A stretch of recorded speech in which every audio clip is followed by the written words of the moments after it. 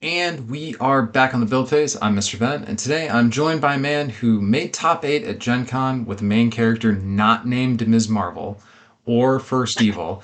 And not only was an outsider pick, it's maybe one of the coolest possible thematic main character outsider picks I've seen in the game, maybe ever. Jose, welcome to the show. Thanks for having me, man. Really appreciate it. So the big elephant or doom in the room, as it were, that we're going to get to and dig into is your off-meta pick for the Gen Con event and the success you had in that. But before we get to that, I want to do like a Quentin Tarantino move and kind of rewind. This is your first time on the show. Let's break down a little bit of what your background in games is and what brought you to Versus 2 PCG. Oh man, I've always been a card game player. Uh, Started Yu-Gi-Oh. Did that one for a while, and then I did the original Versus. I played that one from like practically the very beginning. I used to love that game. What was your favorite Until deck out of the old Versus system?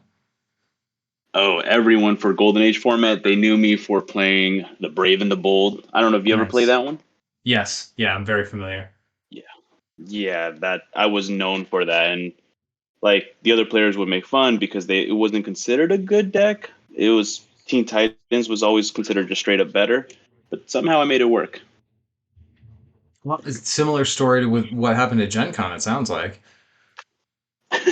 Yeah, So yeah, as an and I old mean, versus player, it's kind of well known, or at least it is within my circles, that there's maybe a little bit of animosity between the old versus community and what Upper Deck chose to do with the new versus game.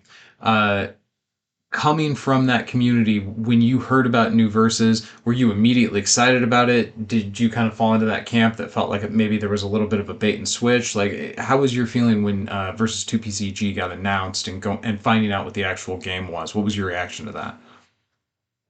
oh, I was so stoked when I first heard about it. I thought I was like, I got to get back into this nostalgia 100%. And then unfortunately, I didn't. You know, life gets in the way. But after I started seeing a few sets come out, and then I saw that there were a few tournaments, I had to get into it. Yeah, it was more than anything was nostalgia, and I just miss playing card games. So that's I think what it just started it for me. So, were there any of the like rules changes between 2 PCG and old verses? Did you just kind of take that in stride? Or, I mean, I've said on the show a number of times I was a bit grumpy about a number of the changes because I loved the old game so much. Like, what was your mindset on that?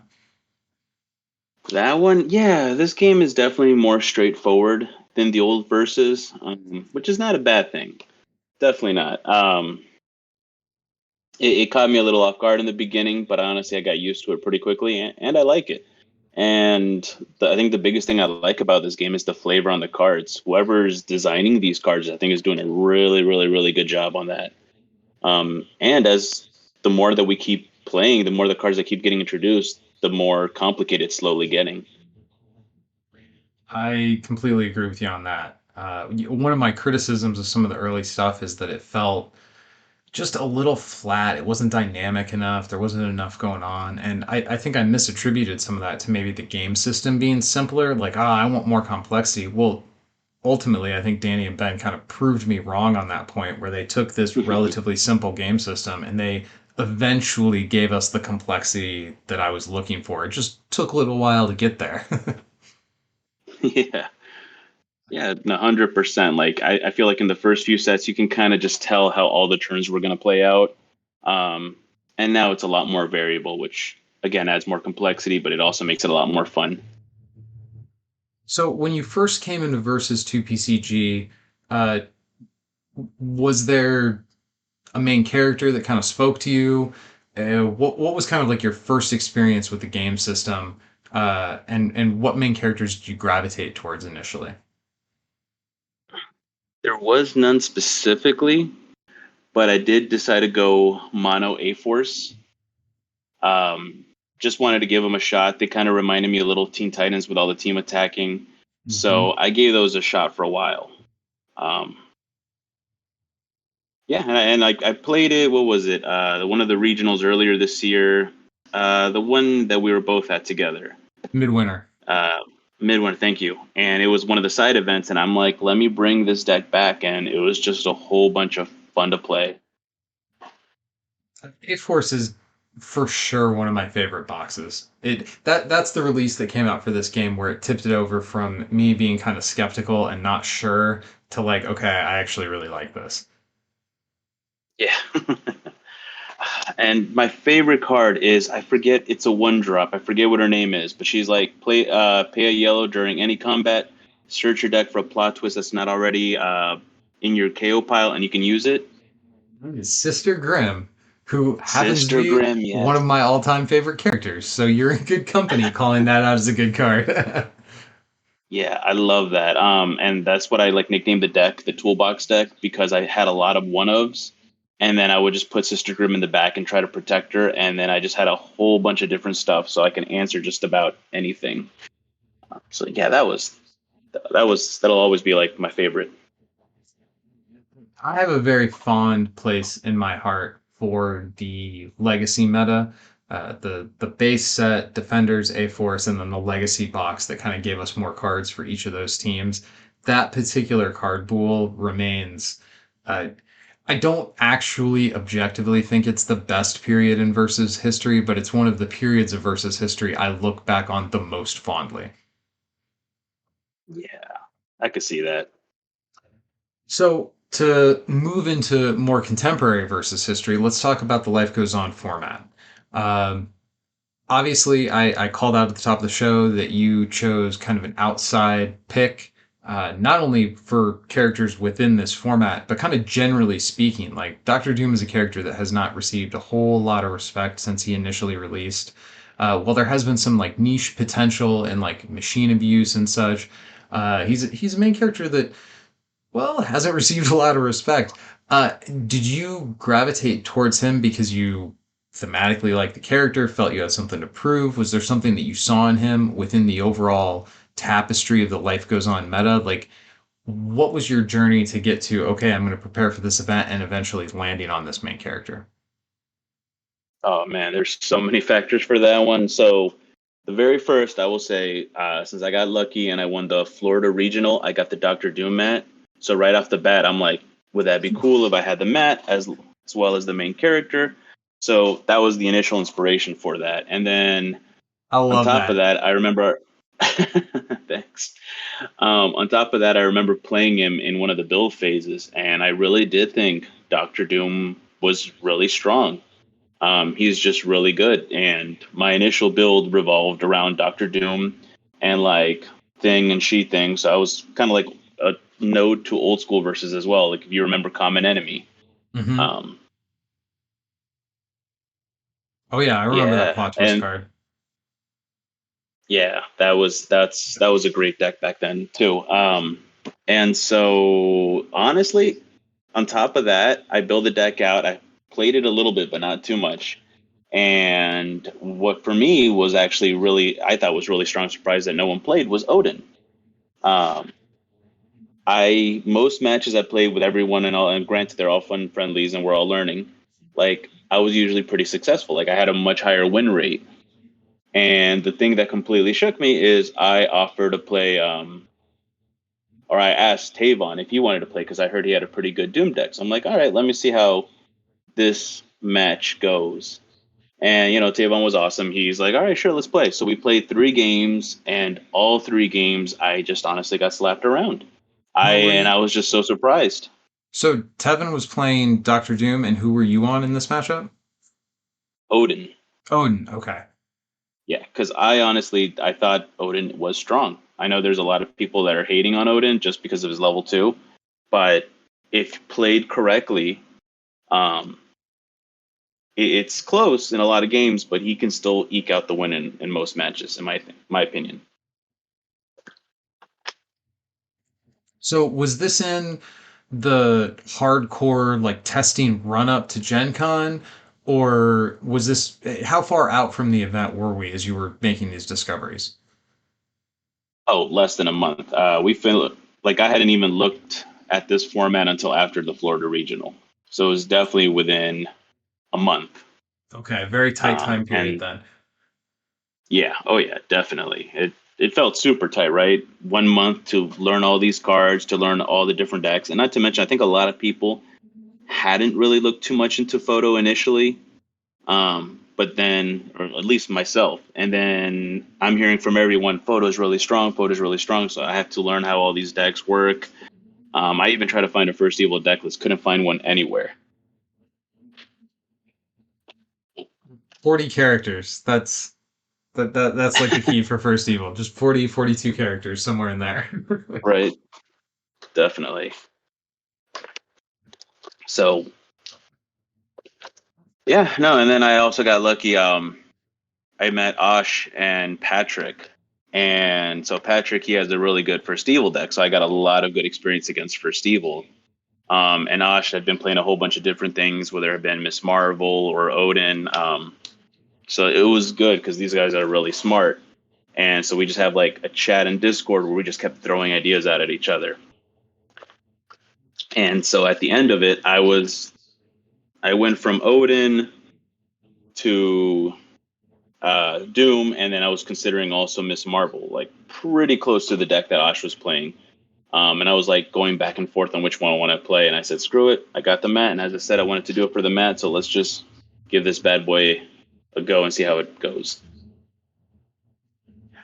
I love the idea of choosing to go with a character like Doctor Doom for aesthetic reasons. Like that's great. Like I'm not gonna buck the trend because I look into the meta and I see something nobody else sees. I'm gonna eschew what everyone else is doing because it looks cool. Like Right? there's courage in that. I love that, man. There was definitely a little bit of faith, right? But after, as I said, playing Tavon, I realized I'm like, this man could take down Odin. And I honestly thought we were going to see a lot more Odins. Hmm. And on top of that, I thought I got a little cute trick with him. His level 2, the time platform. If I was to go up against First Evil, I could time platform any one of their characters, and First Evil's power would take priority. So instead of them going on the bottom, I'm sorry, instead of them going face up in the middle of the deck somewhere, they would automatically go face down at the bottom of the deck. Oh, yeah, So because that I effect could resolved literally, first. exactly. So I could literally just do that anytime First Evil switches. I could every turn force him to become back First Evil, and then I could just attack him. Yeah, that's really clean. That's a good answer to what I think more people than just me predicted First Evil would be a big presence in the field. Uh, so having that kind of tool, like almost a silver bullet targeting what at least at the time I thought was going to be the most played main character, that's really slick. Thanks. Yeah, I definitely thought we'd see him, but I didn't like. I think I was one of the few semi haters on him, just because like multiple decks in the format, they need their locations right. Like Doom needs yellow, Miss Marvel needs the blues. Hmm. Same with First Evil, but then also he has to kind of get lucky with getting his XP condition, getting characters from the bottom of his deck. And then on top of that, to really make him OP, you have to be able to get Surtur. So I was thinking about that. I'm like 8 rounds. I'm like, I'm sure we'll see a few, but I'm like no more than one or two I thought would make top 8 because that's a lot. You have to be able to draw, you know, the blues. You have to be able to get the characters from the bottom. Excuse me. You have to be able to get Surtur, and you have to be able to play it right. So, how did you feel like your matchup was going to be against the other big bad of the format, the eventual winner of the format, Ms. Marvel? I'm not gonna lie to you. I did not get too much playtesting against Miss Marvel. Oh Um, no. right, and boy, was I shocked when I saw like 500 of them there. So it wasn't a winning match. I'm not gonna lie to you. It definitely, I don't see it. I could potentially pull it out, but at the same time, it's an uphill battle, 100% uphill. I think I was more banking on that there would be a lot more photo in the tourney, and then I think the Doom could handle the photo a lot better.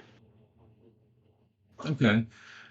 So I guess let's steer directly into your deck list. What are the inclusions here that were things that were kind of meta reads? Like it sounds like you were expecting more photograph in the format. What are the cards that you put in your deck to deal with those photo specific threats? Mm. Sure. So first things first, like I said, the time platform, that thing is absolutely huge. Like I could tell you against like some matches, I was like, okay, I'm a level two, Doctor Doom, and they have First Evil, they have blues, but so do I. So whenever they switch to someone, I'm switching them right back. That one, turn five being Hella. I'm sorry, is her name Hella? The five Photo drop, I card that forget. makes everybody have one health. Yeah, that's hella. No, no, not that one. The five drop Masters of Evil. The one that says when she comes in, you can either stun an Odin, you could stun a Hela, um, Is and that then or stun a Enchantress? What Thor, I is her think. name? Yes, I think you. Yep, you got it. I'm sorry, I'm horrible with these names, but you're right. It's Enchantress. So that was definitely one of my meta picks because I believe she comes in as like a 4/6. But if I have the machine, she's a 6/8. If I have a Praetor, she's 8/10, and she's flight. She's beefy. And for all the Odins that I thought would try to like hide behind the last one, she automatically handles that. Oh, that's a And then really same clean thing if tech they, choice. Yeah. yeah. And I think for the most part, that really, I mean, like that was the only special thing really in there. I think I had like Redshift, but so many other people had that as well, right? Dark Phoenix, I think everyone is expecting that. I think out of all the eight drops, Storm was the best pick. I know a lot of people were partial to Jean Grey, um, but Storm was just also really good in case you run into Odin. You like Storm, you push him into the back. That way he can't just run into you, stun himself. That forces him Odin level 3 to take a wound, and then you can attack him for 2 wounds. So it's like wound acceleration. Sure, sure. And I mean, I see you're packing in stay down as well, which is essentially direct wound acceleration. Oh yeah, yeah. No, that card is a must. In this format, everyone's got the 2 lives, Hmm. definitely. And I guess for that same reason is also why the in betweener, that 2.5 health, it's just so annoying when you play against him and you have to stay down. You're like, I can stay down, but he's gonna have half a life left. That was actually surprisingly pretty big. The in betweener. That was a card I was specifically going to ask what sort of role he served. Was it just the additional hit point, or what were there other functions within the deck that he served? That was honestly the main one. But he also could become just like a beat stick because he's 4.5 attack, and if I drop the machine with him, um, then he becomes 6.5 attack. That's even strong enough to take Miss Marvel as long as she doesn't draw too many blues. Hmm. And the reason I had 4 of him and 4 of the Herbies is turn 3 and turn 5 in the deck were turns where I could drop the machine. So I could do Herbie on 2, then turn 3 could be machine with in betweener. And that's a 6.5 beating stick on turn 3 with practically 3 health. Same thing with all the 4 drops. On turn 5, if I miss Enchantress, then on turn 5, I just drop an additional 4 drop with the machine. Nice, nice. That's thinking of the in-betweener as a beat stick is kind of funny for me. I'd never thought of that card that way before. That's certainly an innovation. Observe and adapt. How much mileage did you get out of this plot twist through your rounds? That's the one that I get a copy of my opponent's plot twist, Yeah, right? exactly. Yep. Very minimal, very, very, very minimal. I think in one game I was able to copy suit up, but honestly, it barely. Oh no, I lie. So it was I got a little bit of a suit up, and copying people's stay down. Oh, sure. I think that was the big thing.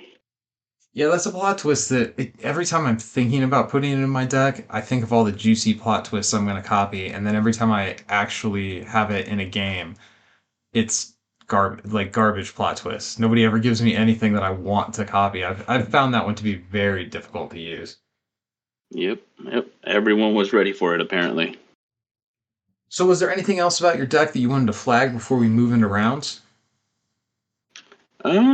No, I think the deck was pretty straightforward. A lot of guys with flight. As I said, all the 4 drops that can be played on turn 5 with the machine. Same thing with the 2 drops can be played on turn 3 with machines. People would also potentially forget the Doombot because he's an invention. He's a 4 drop that if I have Praetor with him, he comes out. Um, Praetor, if I drop a Doombot on 5 and I have Praetor on 4, then he's practically an 11/11 drop, which becomes really hard to take down. Yeah, that's wild. But yeah, but I will say props to Tavon because when I played him, I honestly did not think Praetor would be that good. And I just saw when I played Tavon those few games, I was like, this card is absolutely amazing. Um, and so I gave it a try and I really liked it. And clearly piloted it to some great success. I mean, making top cut at Gen Con is no easy feat. All right, so let's Oh, start with I your day. Round one. What were you facing? How Sure. were you feeling going into the event? Definitely nervous. And it was kind of funny because there's another Jose B out there. So we kept like confusing who we were going to play. So like round one, I thought I was playing Ashley and we were like shuffling up, we were ready to play. And then all of a sudden they stop us. They're like, sorry guys, wrong opponents. You have to go find, I had to go find somebody else. Oh, that's Um, terrible. How did that impact your nerves? oh yeah, that definitely completely started it all over again, but that's all right. Yeah. Um, yeah. So round one was actually one of the first initial decks actually I tried. Um, Ultron, Crimson Cowl, which is a lot of fun, but it is too hard to to level him up. Hmm. So I think it was Gabriel, a new player, first time I met, great guy. Um, and neither of us really leveled up until I think like turn 7, and it's just the beginning of the game was his 4-2 Crimson Cowl and my 2-4 Doctor Doom just literally trading stuns for like 4 or 5 turns in a row. It was practically like just watching like the Three Stooges go at it. And every time we would just drop a character up, apparently we both drew a whole bunch of stay down, so we just kept stay downing each other and just trading with our mains. I think late game I was able to level up, and I think I just at that moment I was just slowly able to pull the lead, and unfortunately for him, he was never able to level up. So kind of an awkward game one. It doesn't sound like your deck was really doing what you wanted it to do, but you were still able to eke a win out. How did you feel coming out of that? Was that confidence boosting to have, hey, we got one win down, or was the kind of rickety nature that you navigated that game kind of eating at you a little bit? It was definitely eating at me. I'm like, I hope I get some better draws after this, but like it is what it is. We'll see what happens. All right, so moving into round two, what were you facing? So round two was Bert, first Oh, evil. geez. Yeah, and I'm like, okay. So I was like, I played him at Florida, and I got lucky, and I won there. And I'm like, I'm probably gonna lose this one.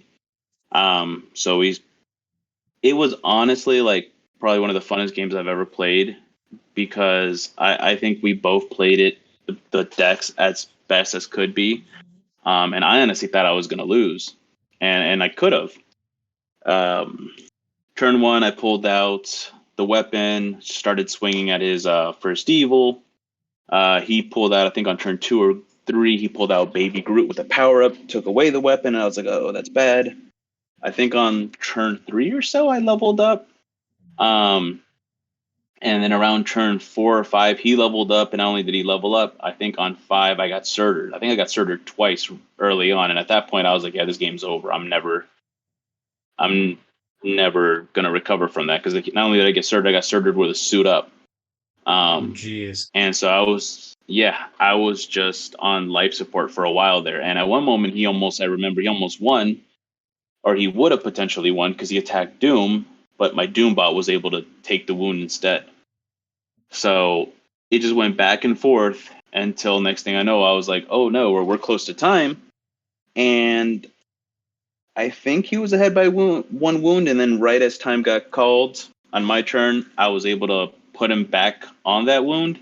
I was able to get him back so we were equal wounds, and I think it was like triple overtime. We just kept going one turn at a time, and I think my savior was honestly Herbie because I think he had a captain. Captain Marvel, so he could fly over my entire defense in the front, which they were all pretty beefy, but he couldn't get past Herbie.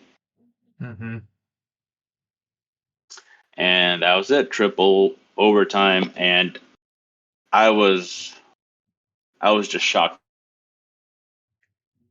No, I have to imagine coming off kind of a wrong opponent, then a shaky first game, thrown into game two against one of the legends of versus, and you're able to come back from a deficit and actually take the game from him. That had to be a huge boost to your confidence going into the next round, right? Definitely made me feel a lot better than after the first one, but I was definitely shaky, and that's just Gen Con for you, right? Like I know in order to do good, I'm gonna have to go through a whole bunch of really good, tough players. Yeah, and nobody's cutting anybody any breaks, not at Gen Con. Like everybody's Definitely got not. their no man, you moved into main phase already kind of hats on. Definitely. Uh, so moving into round three, uh, feeling a lot better than the first couple games. Who are you facing in round three? Oh man, this is the interesting one. I had to play Ryan Maholan, and we were shuffling up, and right as we were about to start, apparently after we had cut each other's decks, his opponent from the previous round came and said, "Hey, I accidentally have one of your cards." And Judge heard that, and apparently that is an automatic game loss because we had technically already started. Oh And man. so never even got to play.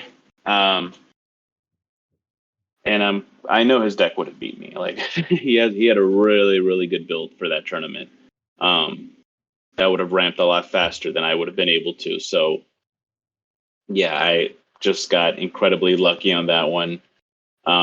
It's not how I want to win, but it is what it is. I didn't exactly have a choice, right? They just said that was the ruling, and there's nothing we can do. Did you know at the time that you were dodging a bullet? When he started telling, so like after that happened, Ryan kind of started going over his deck with me, and he started showing me like his plan, and I was like, yeah, I never thought of that. So there was a good chance I would have lost, like a very high chance in my opinion. Like I would never have expected the teleports. Yeah, that was a fun inclusion. Yeah, definitely. So definitely So, dodged a bullet on that one. well, and I hate to hear about losses for friend of the show, Ryan. Big fan of that dude. But I think we've all probably been there where we've made just unfortunate mistakes. Like that's the sort of thing I would chalk up to the sort of the pressure of the moment, the pressure of the event. Everybody knows get your cards back at the end of the game. Count your deck when you're pile shuffling it between games to make sure this kind of thing doesn't happen. But those are the little details, forgetting to get your guys formatted correctly before you move to main phase. These are the little details that really make a big difference in these kind of high pressure tournament settings. Yeah, 100%. I mean, I honestly didn't know that rule myself, but now more than ever, just always make sure I'd say the six-way shuffle your deck. Make sure you have that 60 because if you end up getting a loss for that, that's got to really sting. Yeah, I at Midwinter the year previous, the virtual one, uh, Smallwood had nuked a couple cards out of my deck, and when we did the reshuffle, I didn't grab those. So it just Oh, I've been there. Yeah, it sucks. So you're 3-0 moving into round four. Kind of some weird wins uh, along the way. But how are you interesting matches. feeling? Yeah, like you get a DQ, you have this kind of rickety game against kind of a hit or miss main character in round one. Like, is any of this kind of messing with your head? Do you feel like you're in the spot you deserve to be in? Like, what's your confidence level at as you move through these rounds? It's just crazy, right? Like the first game was just a back and forth with the level ones going at it. The turn two was such an amazing game with the triple overtime, and now the turn three getting lucky with the um, the DQ for him. Like at this moment, I'm like anything can honestly happen. I had no idea what was going to happen, so nerves, but just kept thinking, just played the best I can. Yeah, you basically experience everything that like every outcome a card game could produce, except for a loss. Exactly. So let's talk about round four. What happened there? Round four was Caleb C stacks. So first evil, um, it it's as I expected. It just went a little back and forth in the very beginning. I don't remember too much, but I just remember some back and forth. I remember on turn six, he made a small mistake, or honestly, a big mistake. He forgot to play a resource, Oh and he forgot to no. play a resource. Yeah, so he played Golem for Monster of the Week, and then he tried to play COS. And at that moment, he had passed, the chance to recruit a resource. So I had to say, this is Gen Con, no takebacks Hmm. at this moment. So I was like, oops, sorry, man. Um, and that has to that has to really hurt, right? Like those little things could really impact the game. So it was just honestly some back and forth, but at the end, I was just able to pull it out with Doom. How much do you think that misplay contributed to it? Like, did that set him back far enough that it handed you the game, or was it still competitive regardless? I think it was still competitive regardless, but that just definitely tilted it to my side. And then I have to assume mentally that's got to hurt. Like that's got to be in your mind when you're playing. If you accidentally like losing a resource is such a big thing. Massive. There's really no way Yeah, to overcome it in versus, other than like no, straight up definitely ramp. And I don't know. I doubt he had any. I don't think there's any ramp in photo at all, is there? not that I'm aware of, or at least Yeah, not that I nothing can comes think to of. mind. Yep. So this is, let's see, it was an 8 round day, right? So you're 50% of the way through the day, 4 and 0. Like at this point, are you thinking you're a lock for top eight? No, not yet, because I definitely think anything could happen. And being 4-0, that means I'm playing potentially against other people that are 4-0, 3-1, Hmm. and that means I'm playing against very, very solid players. So I definitely could. I'm definitely telling myself, I'm like, you got to make sure you play good because you can still mess this up in not top eight. So I haven't heard the name Robert Smallwood yet, but I have to assume you encounter him at somewhere in these rounds. Was round five where that finally happened? That is round five. I think I could be wrong, but I think him and I were the only 4-0s at that point. So I had to play him round five. Miss Marvel, interesting deck with the man thing for the anti photo. Um, I don't even remember like too much on that one. I just remember he wasn't drawing what he really needed, and I don't think I really drew too much of what I really needed, and his guys just were bigger than mine, and so I feel like that one was one sided in his favor, and yeah, I just straight up took that loss. So this is the second time where your deck has kind of not fed you the cards that you needed. You had the issue with round one where you were able to survive regardless, and now here in round five, kind of the same thing happens again, only you weren't able to pull it out. Did that kind of give a hit to your overall like positive like mental outlook for over the course of the day? Did that resolve you to I'm going to focus, I know this deck is good? Like how did that impact your mental state? I knew it had to happen at least once or twice throughout the tournament, so I wasn't. It's not the end of the. It wasn't the end of the day for me. And as I said, like most of these decks, they rely on drawing the locations, and it's you're just not going to be able to do it consistently for 8 rounds. And granted, as I said, like I didn't draw what I needed, but I know that Smallwood he didn't draw what he needed. Him and I were talking afterwards, so I think his just guys were just better than mine. And there's nothing I could do at that point. Sure, sure.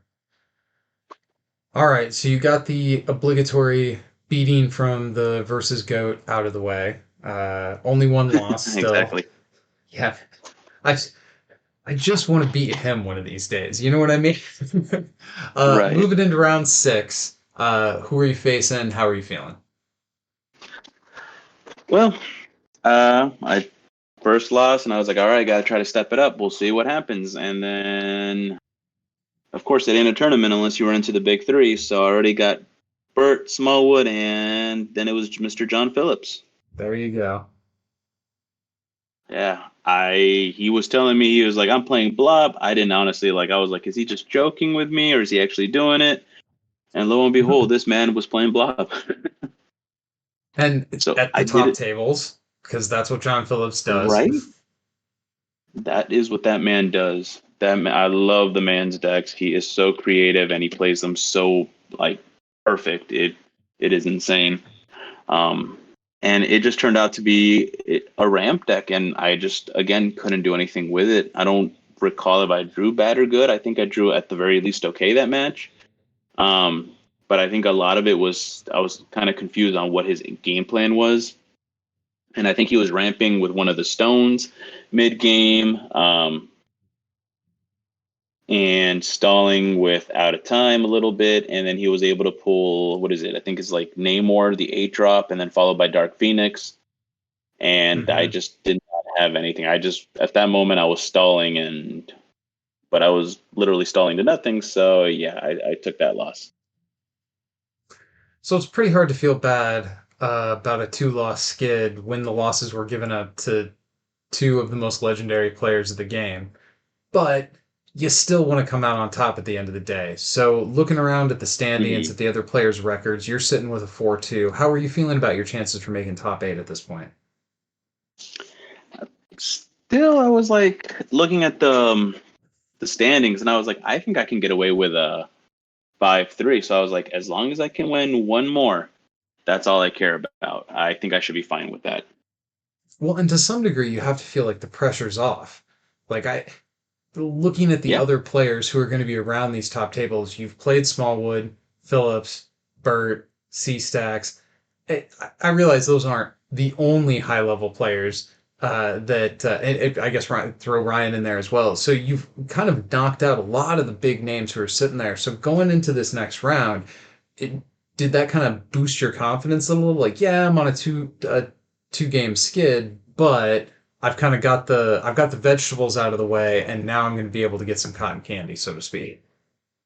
That might be exactly. That's disrespectful exactly to how. whoever your next opponent is. I apologize. No, you're good.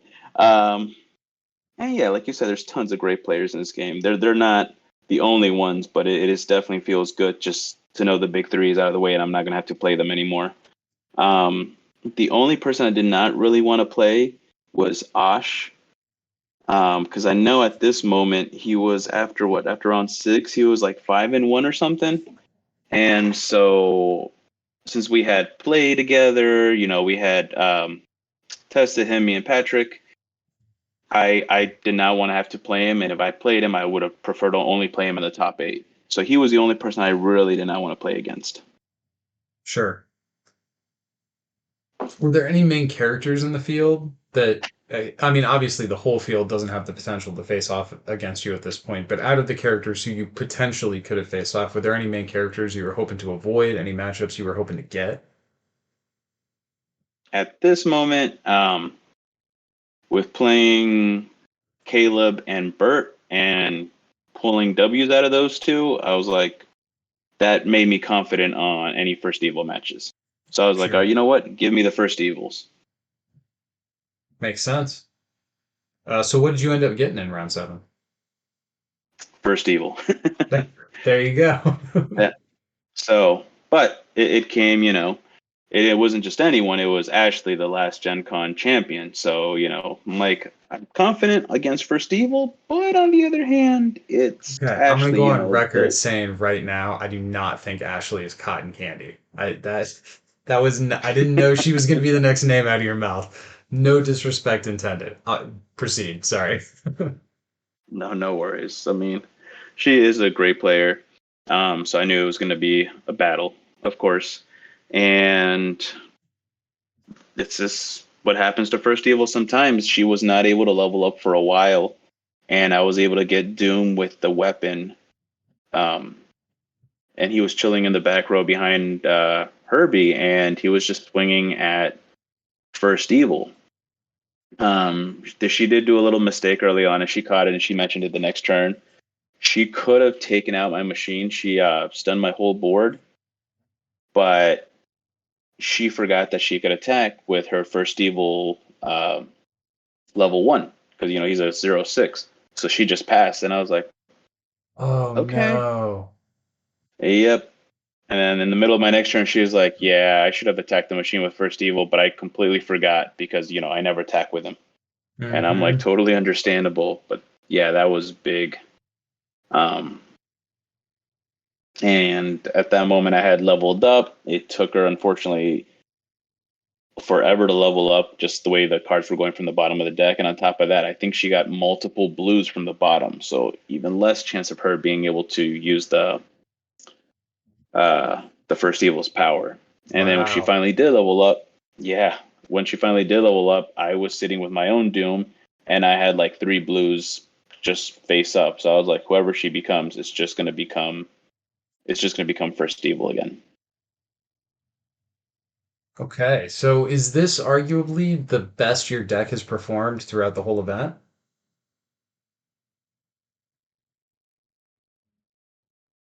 I will still say the best my deck performed was against Bert. That round two, because I honestly feel like I don't say that often, but that match was epic. Um, After getting surgered, after us going into the late games, after the back and forth, I'm getting lucky with the Doom bot. He's able to also avoid some wounds with normal Groot, not Baby Groot. Getting into the late games, like that to me was like that was like Yu-Gi-Oh! Heart of the Cards. Like that game could have gone either which way at any point. Sure, sure. Okay. So Ashley was more it, it didn't It was the not. matchup didn't ask as much of your deck, it sounds like. Yeah, it's not that it didn't. It's both the decks essentially did what they were supposed to. Well, I'm sorry, my deck did what it was supposed to in general, and she just Hmm. got very unlucky, and it took her forever to level up, and that's just bad luck, right? And that happens with First Evil sometimes. And on top of Sure. that, it's like she was just getting blues, and that's rough. You really did those blues. Yeah. That's about the worst thing you can see happen to the first evil's level one Yeah, power. So you got your one win. So now are you feeling like you're a lock for top eight? definitely, because I think they did the standings, and at that moment, I was like, I think in third place. I think Osh and Smallwood were one and two, and I think I was at third place at that moment. So I'm like, there's no way I'm dropping six places in the last spot. Yeah, that'd be insane. Hmm. So did that affect your uh mindset going into the game? Like, oh, I can almost take this game off. Like, it doesn't really matter what the results are. Or is it, hey, I want to come through this thing with the best record I can and game face on the whole time? What was your headspace at going into this last round? Both, honestly. I definitely tried my last round, but at the same time, there was like this huge pressure off my shoulders that I was like, I was a lot more laid back, but I still was obviously going to play that match 100% and try to get the W. Who were you facing off against? So I was able to get away from Ryan on round three, but I was not able to get away from his dad, Mike, round eight. And from my understanding, they have the exact same deck. I think that's That correct, one yes. was, yeah. He drew multiple blues. I think he dropped.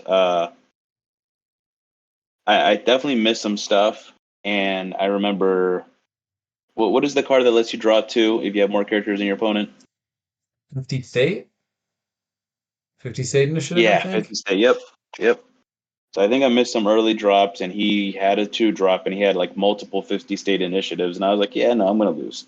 And that's essentially what happened. Like the entire time, it was just me bleeding slowly until he just beat me. Was that discouraging at all, or was it just kind of like, ah, whatever, I know I'm in? It's it was okay in the sense that I'm like I'm pretty sure I'm gonna top eight here, but it was discouraging. I was like this. I really wish I would have had more time to practice against Captain Marvel because she is definitely was a much bigger threat than I ever thought she would be for this tourney. Sure. So how did that affect?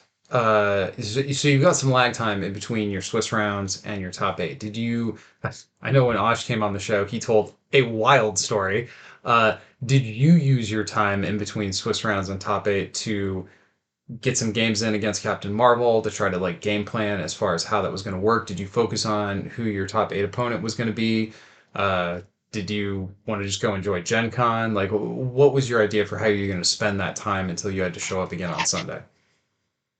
Oh man, for me it was sleep. So uh, funny story, or not, I guess not so funny. Before Gen Con, a few weeks before that, like I actually went to Iceland and ended up getting COVID. And unfortunately for me, it wasn't asymptomatic. I mean, yes, asymptomatic. It was very symptomatic. So it had completely drained me to the point where I had told people, I was like, if I don't test negative, then I'm not going to Gen Con. I can't go, right? Like I can't go and risk everyone getting other people sick. Like I don't want to be that guy.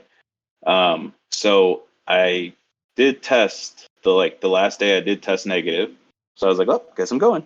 But at the same time, I made sure I always wore my mask. I just, always wore my mask over there. And because of COVID, I was honestly like a little weak. So every day after I was done playing, I didn't really get to enjoy Gen Con. I just would grab dinner and I would just go back to my hotel room and rest. Mm-hmm. Yeah, COVID's some of the worst stuff ever that I've ever experienced. I feel you on that, man. Yeah, definitely. Um, but I guess for my top eight, I almost didn't play because I was like, if I'm going to play Marvel, I'm probably going to lose. And there was apparently a lot of Captain Marvels in the top eight. Um, I think it was four Captain so Marvels, three First Evils, and you, and Doom, which is yeah. pretty cool. Yeah, definitely. I was like, oh, I am surprised. One and only Doom in here. Um, and so I took a look at the bracket. If it was a Captain Marvel, I was like, maybe I'll just go home. And then I saw, I'm like, oh, it's Bert. So we've played in Florida, had some crazy games in Florida, even in the finals, and we played in this tournament, had some crazy games. And the way had everything had gone, I was like, I actually stand a chance against First Evil. I think it's a solid matchup. So let's see what I can do. So I was able to switch my flight around because I didn't think I was top eighting. My flight was leaving Sunday early. So Oh after that, I had wow. to start getting, yeah, I had to redo my flight. I had to my car pickup back here in Virginia, extend my car rental in Indianapolis. So I got all that taken into. Um, and then I just started like going through his deck list, make sure I knew what was in it. So, given that your victory against Burt was kind of a come from behind, how did that play into going into top eight? Like, yeah, you've beaten these First Evils, but in this matchup in particular, he had you on the ropes. Was that intimidating, or did you feel like because you had navigated the worst his deck had to offer that was confidence boosting? What was your headspace there? It was both, right? Like our matchup, like he really did pull out most of the tricks that I can imagine. Like he baby Groot, double Surtur with the suit up. I remember like late game at one moment I was staring down both Thanos and Captain Marvel. Um, and so that made me feel like, all right, I have a shot. But at the same time, I know it's Bert. He's a really, really good player, and his deck is also really good. So it could have gone either way. And I even talked to my girlfriend about it, and I was like, "What do you think?" And she was like, "Just stay." She's like, "Because if you come home, she's like, I'll never stop hearing about it." She'll be like, for months on, I'll be talking about how I should have stayed. So she's like, "Yeah, just stay." I agree with that advice. Like, it's She much was better to right. stay and get beat than to like walk away. Like from top eight, you can't do that, man. That's not what Right? Doctor Doom would do. Exactly. Exactly. So yeah, I took a look at his deck list. I do think that when I know people's deck list, I think it helps me play better against them as well because I know what tricks to expect and what not to. Mm-hmm. Um, for example, when I was playing him around two, I was worried about the last one. But after I looked at his deck list, I was like, oh, he doesn't have that. So if I can get the weapon early on, then I could just swing at him. Sure. Mhm. So walk us through the set. So this was a best of three set. How did game one go? Game one, now that it's been a minute since Gen Con, it's a little fuzzy. Sure. Um, game one, I Well, want to say, let me rephrase. Walk us through any memorable moments from the set. How about that? yeah, uh, I just remember he had the upper hand game one. I think I tried to hold on for a little bit there, see if I could pull something out, like any sort of trick out. Like, I mean, let's just go to game two. Sure. Um, and then game two, I had the early advantage. I had the early advantage. Took him a little while to level up, not like too long, but I remember it took him a little bit, and I was able to get a lot of wounds on him early to the point where he was on his final wound. Um, but then he stabilized. He completely stabilized, and then I was getting wrecked. Like his board was a lot bigger than mine at that moment, and I was tempted just to scoop and just be like, "All right, man, you got it." But I was like, "Let's see if I can magically pull out the last wound." And then I think at a certain point, I was able to get Storm out, and then with the blue from Doctor Doom level 2 for the time platform, and push all the guys to the back and bring the first table to the front, and then I was able to clutch it out at that point. Game three, and it's an unfortunate, but that one there's not too much to talk about. Um, it was the same, almost the same thing that happened with Ashley. Like he didn't level up for a very, very, very long time. And I think he got a couple of blues with First Evil's power, so they went to the graveyard, and his deck just didn't give him what he needed. So that one was pretty straightforward. Um, and my deck did give me what I needed. I remember I got the weapon and like everything I needed. So that game, unfortunately, I think was a little bit more one sided. So you were on the verge of saying like, "All right, man, you got it," and going home, and you turn that game around, and then win the next one. Yep. Definitely lucky there, but I'll take it. Okay, so you're coming out of top eight, rough first game, but then win two in a row. And who's your top four opponent? Oh, well, the man I didn't want to face until top eight, Mr. Osh himself. So I guess there's a little bit of a spoiler on this one. Knowing what we know about the final results of the event, clearly the set didn't go your way. uh, No. how'd you feel going into this? Did you know you had to know his deck inside and out? You know, you were part of his testing group. You know that he knows your deck probably inside out as well. Was there a little bit of a like, we know how this is going to go? Did you come in like, I really want to get that? Like, where were you at mentally sitting down across from your testing partner?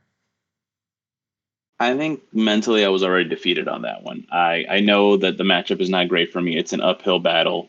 And I know Ash is a really good player, and I know that deck that he had was really, really good. Um, but I was okay with it. I think just because number one, he was my teammate. He would practice together. We just discussed all sort of strategies together, him, me, and Patrick. Um, and then my thought process, based on what I heard, the finals was going to be against Ryan. And I'm like, I don't think I stand a chance against Ryan either, especially when I played against his dad and I got destroyed. Um, so Osh definitely would have stood the best chance. So I was like, all right, I'm going to try, but realistically, I'm going to lose. And I'm not upset about it because I do think that he stands the best chance to beat Ryan. And I would love to see, like, my teammate take the tournament. And I don't feel bad. As I said, it's my teammate. If my teammate knocks me out, I'm glad that we both were able to make top eight, um, and fight it out in top four. Sure. I mean, making it to top four, having selected your main character based on aesthetics is kind of incredible. Like, like that's really cool, man. I know I've mentioned that a couple times, but I was expecting there to be like, well, I analyzed the main characters and I thought Doctor Doom was going to be this off meta pick that would take people by surprise. And the fact that it came down to trying to match your playmat, which is really, considering that this is a regional winner playmat, it's really just a giant flex. You decided to flex on everybody with the main character and wrote it all the way to top four. That's hilarious, man. I love it. Yeah, and it always felt kind of weird every time I would pull my mat out, and it would just be the regional champion mat, and I just like I didn't want to come off like egotistical, but I was like I did this for this purpose. I played Doom so I could do him and the mat together. Um, yeah, You're like one of what, I, three people in the world that can do that? Like, two? I don't How know many about regionals that. have there been this year? I think three. Yeah, so you're one of three people that could pull that off. E. All I'll right, so take it. Osh puts an end to your tournament life here.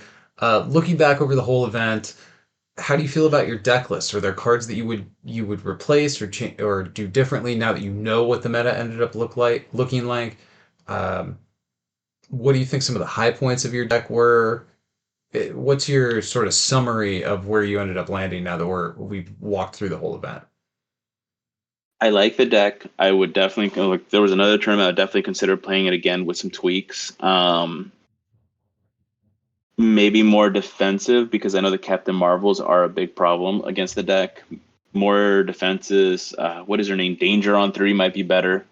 Hmm. Um, and then just go into Thing and She Thing on 5 and 6 because they're the only way I found that I can go back and forth with Captain Marvel. There's So some if I big could like things. avoid, yeah, if I can use like Herbie, the weapon, turn one for defense, turn two Herbie, turn three danger. I could stall out until I get turn about 5 or 6, and then that's when they Thing and She Thing can take over. Sure. So, of course, I want to say thanks for taking the time out of your day to come on the show, talk through all of this with me. As we kind of get to the end here, is there anything else about the event, about the deck, uh, that you want to bring up, or anything I failed to ask about that you want to touch on before we kind of get into shout outs and close this thing out?